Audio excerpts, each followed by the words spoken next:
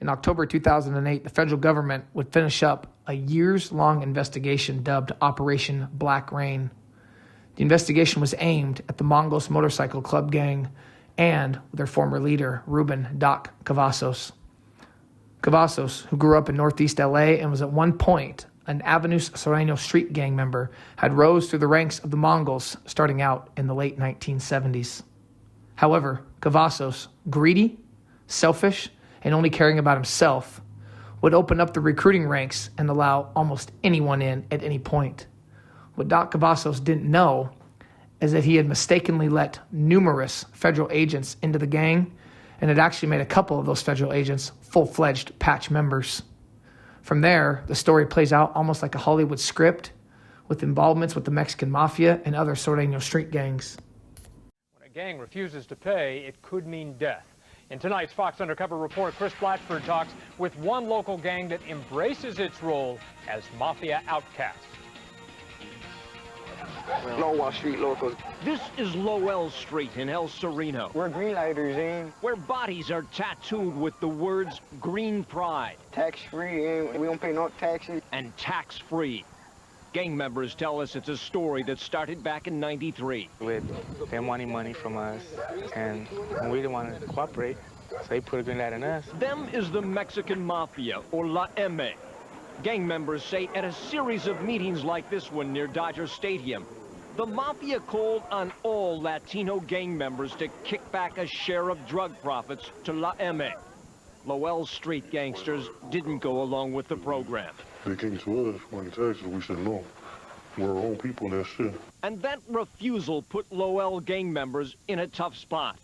For years now, near the top of the Mafia's green light list, meaning all other gangs have a green light to go ahead and assault or even kill Lowell gangsters. We got a green light, that's like open season for anybody, you know? At least a half dozen of them have already been murdered, leaving a trail of coffins, hearses, and in loving memory sweatshirts.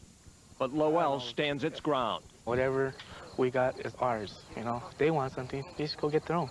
That's it. One LAPD gang investigator describes Lowell gangsters in rebellion against La M. For example, law enforcement intelligence says Antonio Rodriguez, known as Tonito, was the Mafia tax collector in the El Sureno area.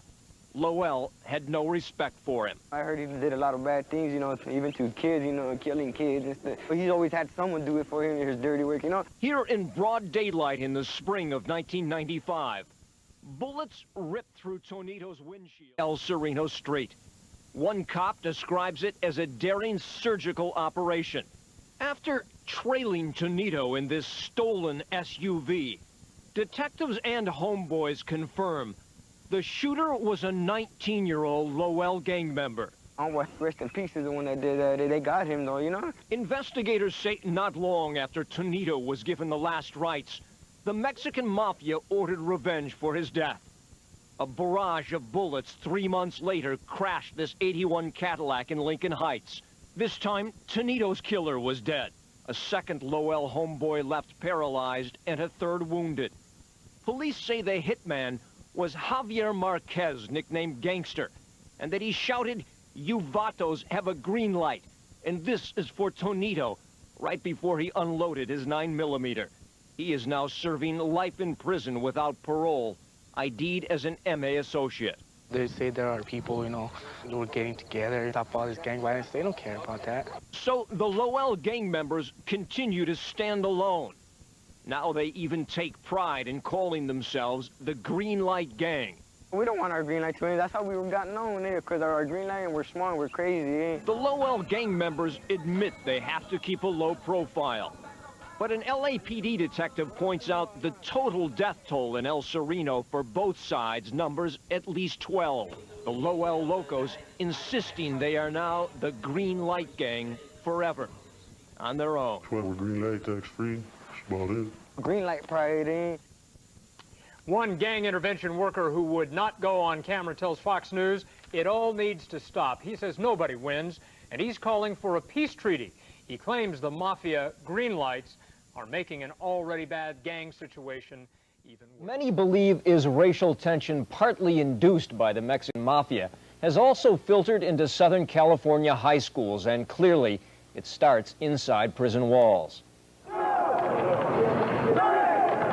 Here in maximum security at Chino Penitentiary, notorious prison gang members are housed separately. The Mexican Mafia, also called La M in one area, the Black Guerrilla Family prison gang in another. Here there is constant racial tension. Tension that often erupts here in the LA County jail system. Latino inmates tell Fox News the word to fight often comes down from the Mexican Mafia, a group authorities say controls most of the drug traffic behind bars. They want to make it a racial thing, you know what I mean? It's like the M is the raza, you know? We control all inside jail, you know? That's what the M is all about. That's what they came out and say, you know? We have riots with the blacks. Jail officials say these tensions have heightened since the LA riots, and the Mexican Mafia, using the race issue to show its muscle in the prison system, has even ordered a hit on Crip gangster Damian Football Williams. A series of jailhouse letters sent between a mafia member and Latino gangster and obtained by Fox News discuss plans to put FB out. FB, a reference to Football Williams. Another note says, "I'll do it when I can do a good job." Why not Damian Williams? He's getting all the center's attention. You know, he's dissing us. Why not? And this ex-gang member who has spent several years trying to get kids out of gang life says the Mexican Mafia for months now has been fanning the flames of racial tension on the streets. At a series of meetings like this one, spreading through 4 LA area counties, La M operatives have ordered a Latino gang truce, but have also encouraged attacks on black gangs. The M said we're going to create a racial war. This same source, who wants his identity concealed out of fear the MA would kill him for talking, says the Mafia master plan is to control drug profits on the street as well as in jail. Bottom line, how much money they can make, what they can control. At the same time, Latino and black gangs have been facing off in a growing pattern of racial unrest at area high schools, other non-gang members often joining in. That was the case today as the latest such disturbance broke out at Paramount High School. And law enforcement intelligence obtained by Fox News talks about the MA influence at these recent gang meetings possibly being linked to racially motivated gang clashes at schools in Compton, Inglewood, Culver City, Santa Monica, Venice, Pomona, Ontario, and the Inland Empire. Compton School Police Chief Michael Nunez agrees the Mafia theory has a lot of credence. As far as the animosity, a lot of it between the gangs, the blacks traditionally have been into the gangs as far as selling narcotics. But apparently now it appears that a lot of the Hispanics are getting into that area also, and it's causing a lot of consternation among some of the black gang members. And there is retaliation. There's been some shootings between the blacks and Hispanics. At the very least, says another Compton police source, Mexican Mafia directives at these gang meetings fan the flames of racial violence. Compton School Superintendent Harold Sebrin, who acknowledges there have been 7 high school racial incidents since October, says the school is aware of the problem. I guess my plea to parents as well as to students that if our schools are going to be safe, if our community is going to be safe, it's going to be because all of us want it to be. And we will stop at nothing to make sure that it is. Meanwhile, the ex-gang member who talked with us in silhouette throughout these stories says, the reason we have to talk about this is to find some solutions. Don't hide it, he pleads, bring it all out. And wouldn't it be nice, adds Compton School Chief Nunez, if the Mexican Mafia itself would now try and stop the violence. Ruben Cavazos, known as Doc, is now president of the Mongol nation. And not all Mongols are happy about that.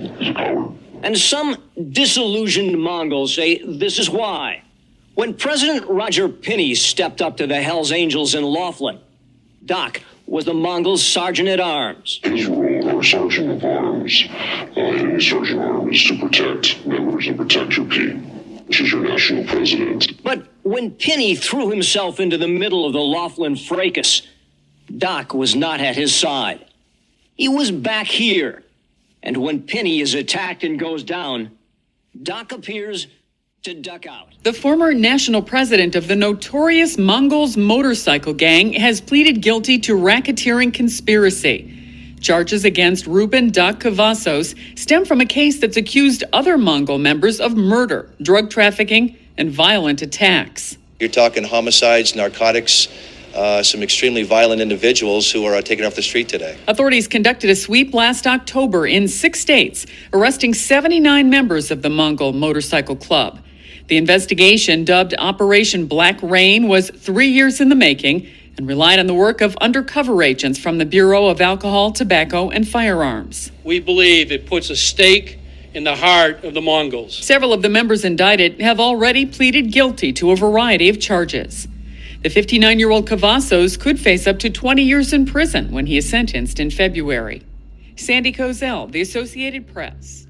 What's going on, guys? Welcome back. Another episode of Green Lit Gang TV. Much love, much appreciation. Thank you guys so much for checking out the channel today. It means a lot that you are here. Really quick, before we jump into it, let's do the intro. If you're new to the channel, welcome. Thank you for taking the time to watch the video. I really do appreciate it. I hope you like the video. And if you do, go back, check out some of my other content, check out some of my other videos, and let me know what you think. If you are someone who has constantly supported this channel, a regular viewer, someone who enjoys my content, thank you. You guys, we are a little over 19,100 subscribers now. I still think we got a shot to hit 20,000 subscribers in June. If not, we'll definitely hit that number in July. Again, my goal for this year, all of 2025, was 20,000 subscribers. So seeing that number fastly approaching is honestly humbling. And again, I know I repeat myself a lot in these videos, but again, that is all because of you guys and the support you guys continue to show. I mentioned it in my last video, but when I look back on my YouTube journey, sometimes I'm just kind of taken aback and I'm pleasantly surprised at how far we've come. I'm going to keep bringing you guys videos more consistently. I've been trying to really do that so far this year, where instead of maybe doing 2 or 3 videos a week, now I'm trying to get to 4, maybe even 5. But again, thank you guys for all the support. And lastly, if you like what you see, if you like what you hear, hit the like button, hit the comment button, engage in some conversation. And please do hit the subscribe button because, again, we're just trying to get to that 20,000 subscribers and beyond. Thank you. All right, guys. So today's story, we're going to be talking about the Mongols Motorcycle Club gang, and we're going to be talking about their long-standing up and down relationship with the Mexican Mafia and Sureno street gangs as a whole in California. We're going to be reading from an article and a story that was typed up from a 33-year veteran of the Los Angeles County Sheriff's Department, Richard Valdemir.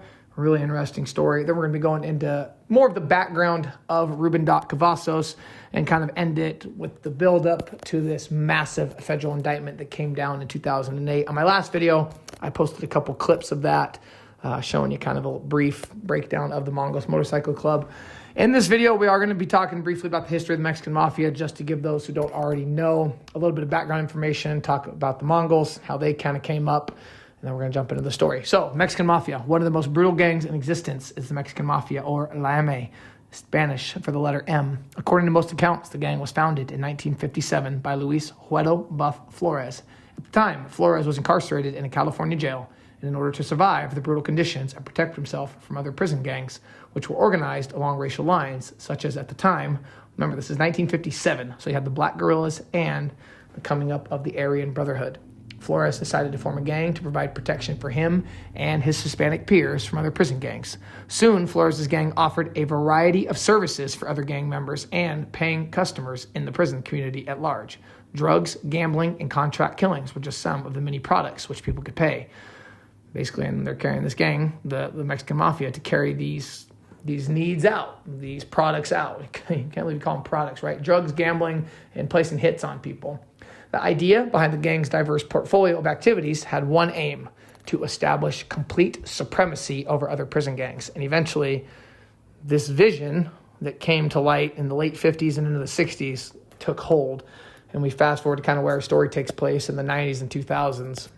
And the Mexican Mafia, even though today I think some people are starting to say that they might be losing some of their shine, losing some of their stranglehold on the streets and behind prison walls, I don't really go for that. I think they're just as powerful as they ever have been. They have so much lore behind them. There's so much folklore. Even when I make a video, just the words Mexican Mafia draw so many more eyeballs. It's just how it is. The Mongols came around in 1969. They kind of came out from under the thumb of the Hells Angels, which were established, but kind of on real racial guidelines, right? At the time, they did not allow any non-white members. And that's how you have people like Doc Cavazos get involved with them in the late 70s. So first, let's read from this article that was typed from Richard Valdemir, 33-year veteran of Los Angeles County Sheriff's Department. And then we're going to be going into the background of Doc Cavazos a little bit. We're going to discuss, how big of a role he played in their demise, this relationship that the Mongols and the Mexican Mafia had for decades, how it kind of had ups and downs, and how Ruben Doc Cavazos ultimately shattered that relationship, and just the fallout from all of that. So when you go to this article, the first thing it says is a Bible verse, Matthew 6:24, and it reads, "No man can serve two masters, for either he will hate the one and love the other, or else he will hold to one and despise the other." And he kind of makes a comment. These outlaw gangs are not known for their adherence to truces or coalitions. When you deal with the devil, you can't expect honesty and fair play. The Mongols had already let the devil into the deal in the early 70s. They're talking about letting the Mexican Mafia in.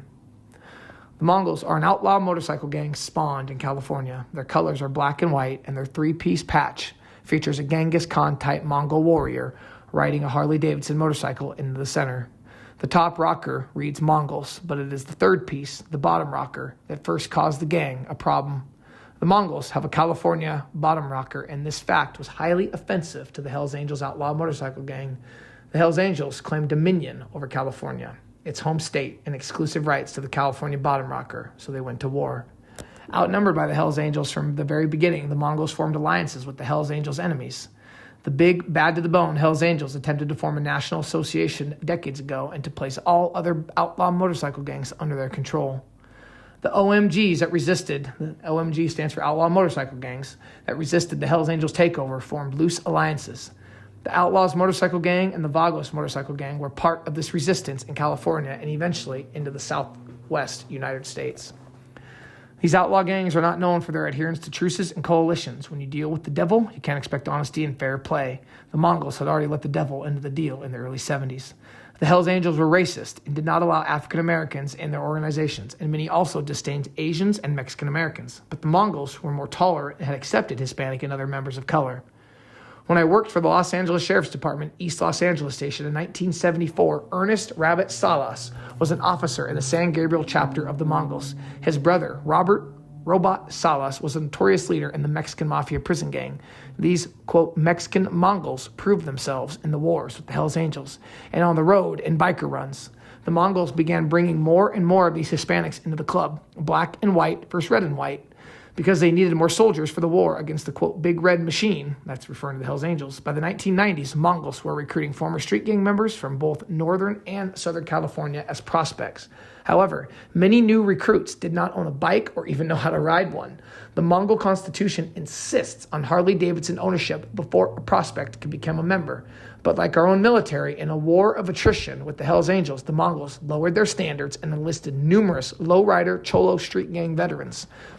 Some of these ELA Vatos Locos even became part of the Mongols' Special Enforcer Squad, and they often wear a black and white ELA enforcer patch on the front of their cuts. However, many of them had been Southern California Hispanic street gang members, or, quote, Surenos, who had sworn allegiance to the Mexican Mafia prison gang, and that means a, quote, blood in and blood out commitment. In January of 2004, a group of Mongols met with a group of members of the Bassett Grande street gang at a motel room in the city of Arcadia, northeast of LA. The Mongols were there to buy methamphetamine wholesale to sell retail. After the deal, the Bassett gang members invited the Mongols to come party with them in the motel room they had used for the deal. The 5 to 6 Mongols were acting as security for the deal and first accompanied the drugs and their buyer back to the Mongol safe house nearby. But 4 of them came back to the Bassett party. One of the Mongol security team was a member of LA's largest street gang. He was a former member of LA's largest street gang at the time, which is the 18th Street Gang, a Sureno set. However, and pay attention to this, Members of the Basset gang soon recognized this Mongol as a former Sureno who was on the Mexican Mafia's, quote, green light list. He had been placed on this hit list for breaking the Sureno code of conduct, and that, quote, green light list is circulated throughout Southern Cali and especially committed to memory in every county jail and every state prison. The Surenos were required by the Mexican Mafia to kill anyone on the list if they could. When confronted by the Basset gang, members of the Mongols went to the bathroom and came out wearing a pistol in plain view in his waistband. As a Mongol, he was expected to, quote, represent the Mongols and stand up to these gang members. He refused to leave the party, counting on his fellow Mongols to, quote, back him up.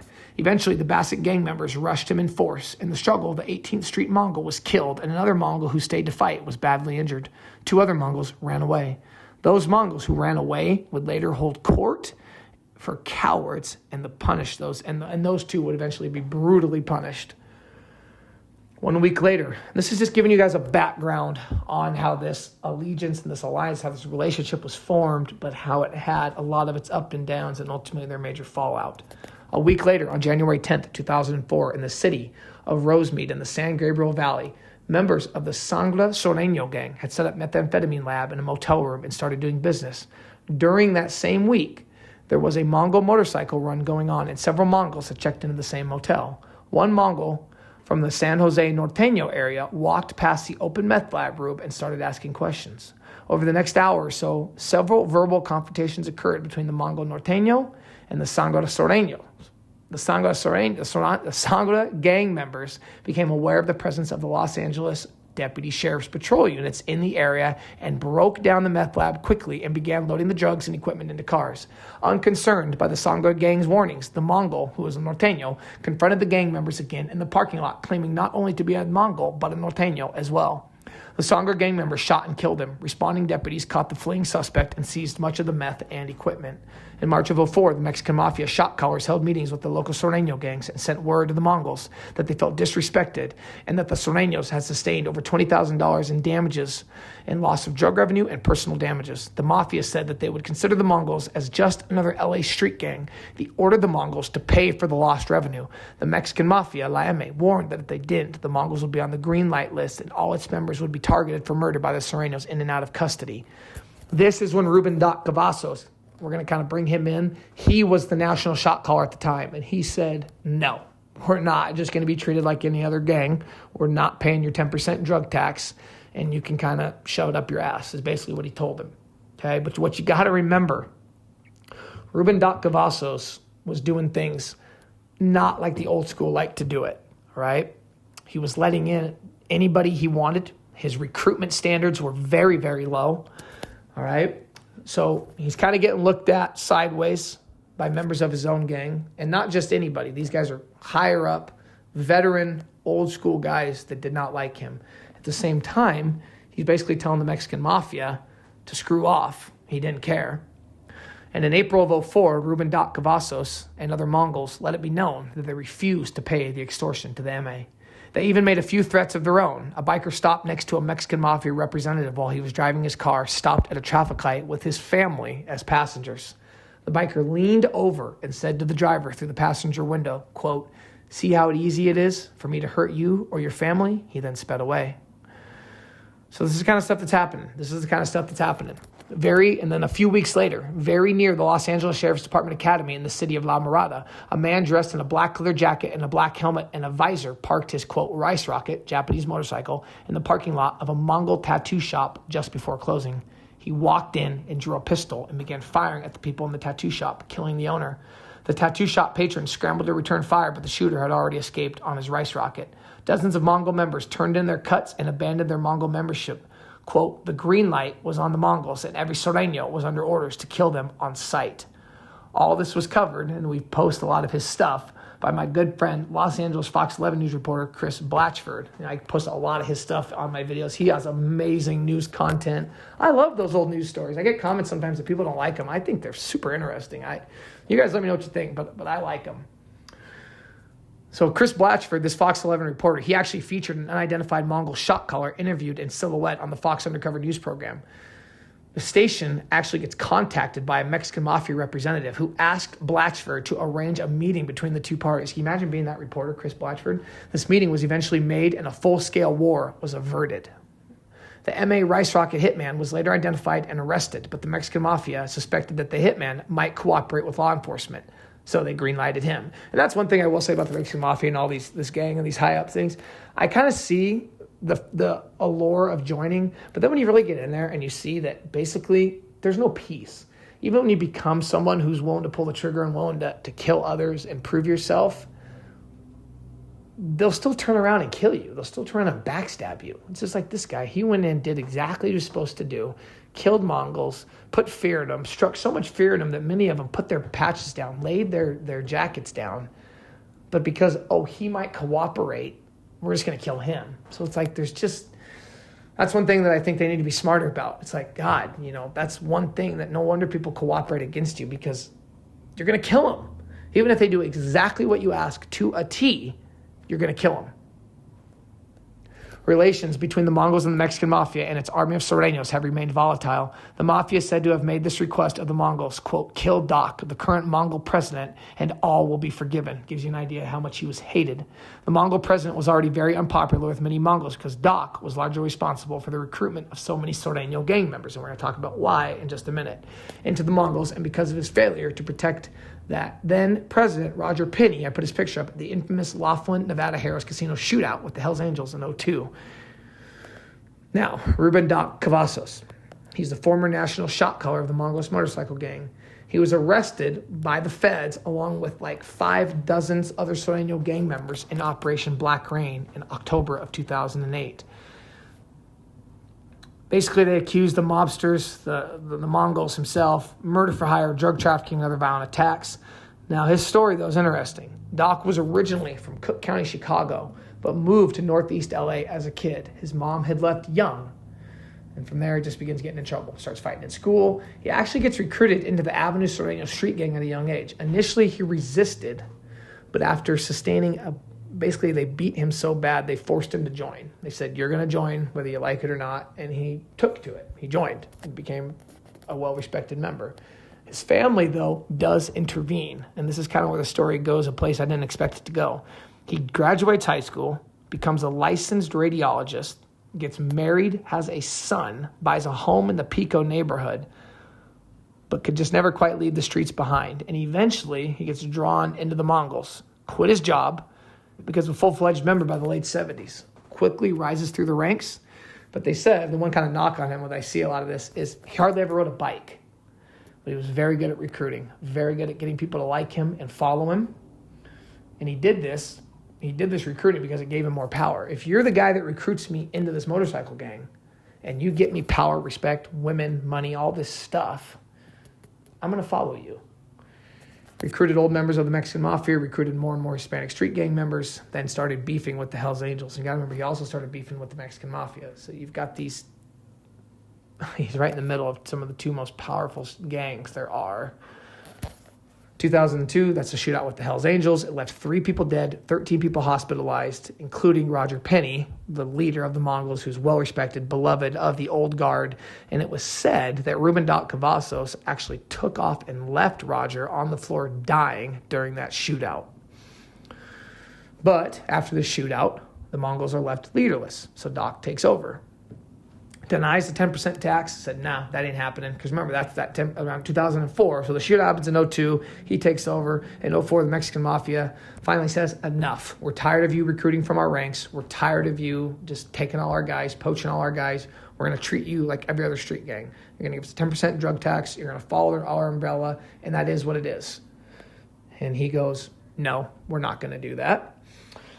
Fast forward a few years. By 2008, Doc had stole upwards of $250,000, just pilfered it through club donations and all that.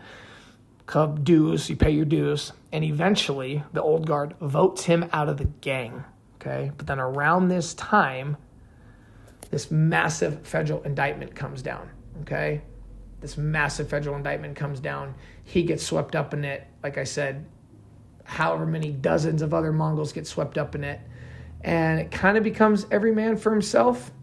Operation Black Rain and Ruben Cavazos fully cooperates.